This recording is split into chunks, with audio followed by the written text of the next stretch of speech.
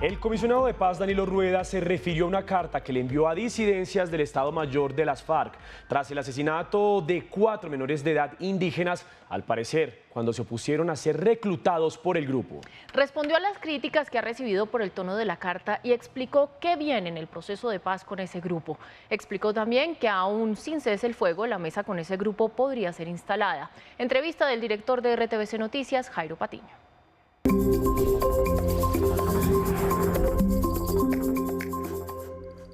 Le han criticado el tono a la carta, porque digamos lo califican, obviamente son calificaciones, pero se las traslada a usted, complaciente, un poco casi que arrodillada, si me permite la expresión. ¿Usted qué responde a eso? Yo creo que arrodillada no es, y arrodillada no es porque estamos hablando de la comisión de un crimen de guerra, un crimen que es gravísimo, es un delito internacional. Y yo no estoy diciendo maravilloso lo que sucedió con los niños. Estoy hablando de las extorsiones, estoy hablando del cansancio de la población y estoy simplemente señalando que es el momento, es la hora de la paz, hay que resolver las dificultades y que hay un asunto en común, que ellos dicen que quieren justicia social y ambiental, entonces obren en coherencia y habilitemos un escenario para la paz. Otra inquietud en torno es un poco la estructura, porque digamos que este asesinato de 4 niños indígenas no es el primer asunto de la carta, lo que hace pensar a muchos lectores de esa carta que esto es, digamos, no es el asunto prioritario, sino más bien empieza con una introducción distinta frente al proceso y demás, y luego y sí toca eso. ¿No debería ser esta carta un poco un reclamo más de frente con este hecho que ocurrió? Es que los reclamos se han hecho. Ustedes, cuando tengan la posibilidad, mirarán la trazabilidad de todas las denuncias que nosotros recibimos y la exigencia que hacemos de respetar el DIH. Simplemente esto fue un hecho, una carta en una decisión que se toma y en la cual, a pesar de la dificultad, hay que insistir en la posibilidad de conversar. Y esa es mi labor y mi función. Yo recibí muchas comunicaciones de las comunidades de esos territorios donde decían por favor mantengan el cese de fuego, por favor mantengan el cese de fuego.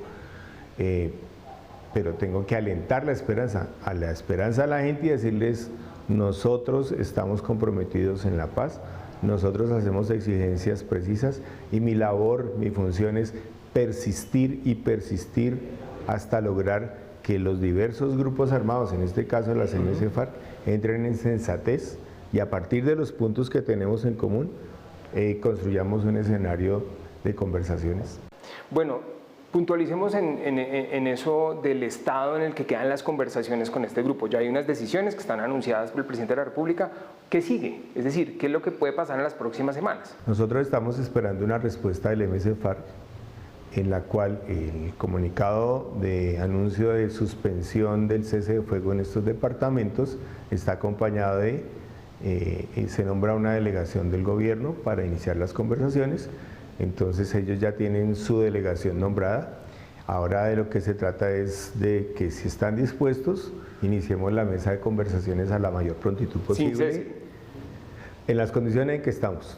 Habría que, y los otros asuntos que se abordarán y se plantearán, tiene que ver con ya el 30 de junio termina el cese. Entonces, ¿cómo logramos abordar los temas de hostilidades? Esa fecha es para los 5 decretos que hubo en diciembre, los 5 ceses, de los cuales quedan 2. Sí. ¿Cuál es un poco el estado de la paz total a la luz de esos acontecimientos recientes? La paz total no se reduce a los ceses de fuego. La paz total puede demostrar en esta fase de acercamiento que hay reducción de la violencia, que hay disminución del asesinato de firmantes de paz, puede demostrar que hay reducción de asesinatos de líderes sociales, puede demostrar que hay reducción de heridos y muertos de la fuerza pública en Colombia. Esos son los logros, esas cifras. Estos son unos logros. Hay otros, pero estos son unos logros que se pueden evidenciar. Y digamos, las perspectivas, porque un poco también la lectura que se da, pero también se la plantea a usted como una pregunta, es que son tantas mesas al tiempo andando que es un poco difícil. Digamos, el país en una sola mesa, la de La Habana con las FARC, se gastó varios años y fue un proceso muy largo. Sí. Un poco abarcar tanto, ¿no tiene ese riesgo? Algunos dicen el que abarca mucho poco aprieta. Acá lo que se dice es, podemos hacer en este momento de la historia lo que nunca se había logrado desarrollar. Hay una expresión ciudadana desde los territorios que muy pocos escuchan, reconocen y por supuesto no se han visibilizado suficientemente. Es la voz de los territorios, la voz de la gente que padece las violencias la que está construyendo la paz. ¿Y por qué la está construyendo? Porque en medio de toda esta situación y con cada uno de estos 8 grupos, además de clamar por la paz, empiezan a hacer ellos acuerdos humanitarios muy concretos de respeto a su vida e integridad.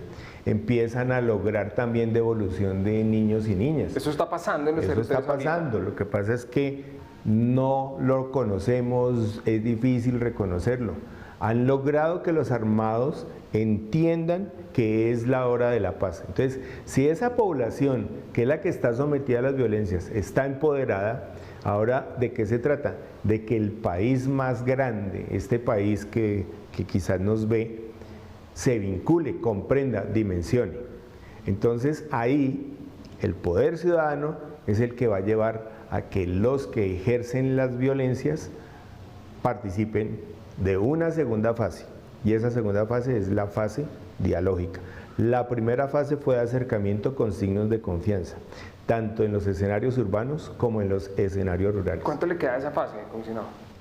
Depende, me explico, si resolvemos las dificultades con las MC-FARC, en próximas semanas tendríamos una segunda mesa de conversaciones. Si resolvemos, por ejemplo, unas dificultades que existen jurídicas, con las FARC, segunda Marquetalia, tendríamos otra mesa. Voy a terminar por donde empecé. ¿Esa carta usted la volvería a escribir como quedó?